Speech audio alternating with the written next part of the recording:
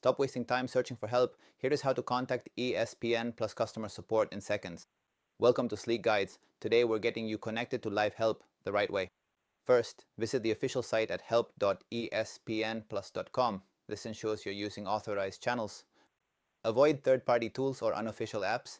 They are significant security risks. Stick to the official domain. Keep in mind, these steps apply to your own account and your own device or app only.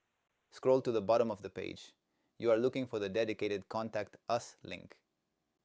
Clicking that link will open your official support options, including the live helpline. Once clicked, you'll see several ways to reach out. For immediate help, use the phone. The official ESPN Plus support line is 833-389-2054. Save this number for future use. Dial this number to speak directly with an agent. Have your account email ready to speed things up. Always use the official support line. Unofficial recovery services are often scams and should be avoided. To recap, head to the official help site, find the contact section, and dial the live support line. If this helped, subscribe to Sleek Guides for more quick and easy tech fixes. Thanks for watching, and we'll see you in the next one.